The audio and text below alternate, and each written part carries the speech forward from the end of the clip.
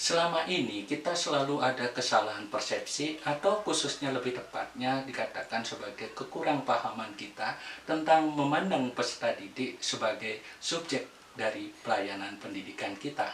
Salah satu yang selalu kita jadikan unggulan adalah kita jarang sekali melihat potensi yang dimiliki peserta didik yang sebagai modal dasar dan modal utama kita untuk memberikan pelayanan kepada peserta didik.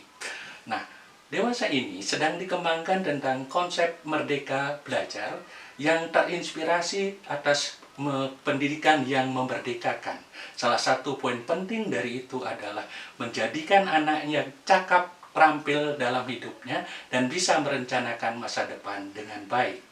Nah, kita selama ini selalu beranggapan bahwa anak-anak yang kita hadapi adalah anak-anak yang umurnya menjadi ukuran kedewasaan. Semakin tinggi umur mereka, maka semakin tinggi pula kedewasaan yang kita tuntut dari mereka.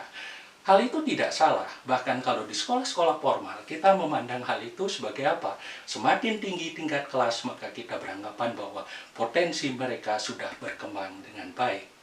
Kita lupa di satu sisi bahwa keunggulan potensi anak-anak sangat perlu kita ketahui dari awal, sehingga kita dapat memberikan pelayanan pendidikan secara baik. Saya berikan judul kegiatan dan persepsi kita hari ini adalah jangan mulai sebelum dimulai.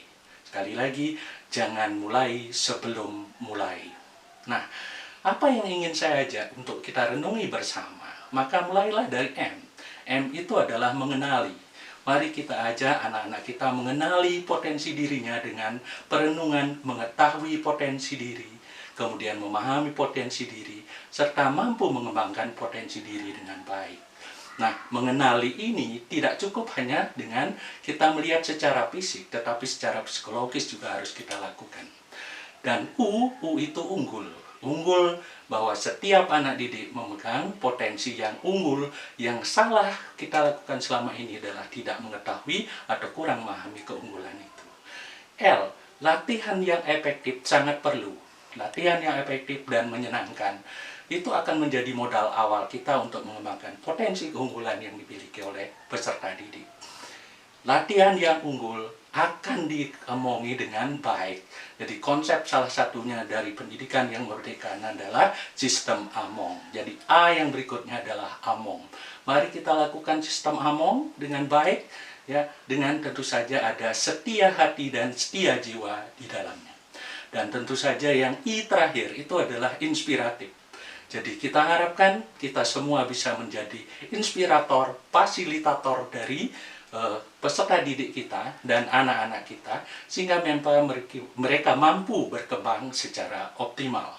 Nah, dengan kondisi seperti itu, maka intinya anak-anak kita kembangkan potensi keunggulannya, berikan latihan yang efektif dan menyenangkan dengan prinsip setia hati dan setia jiwa, lakukan AMONG dengan benar, dengan sistem AMONG yang benar, kemudian kita berikan inspirasi, berbagai ide kreatif, maka mereka akan mampu belajar. Pada akhirnya kita berharap bahwa mereka bisa belajar dengan mengembangkan diri dengan baik, kemudian bisa melakukan belajar sepanjang hayat.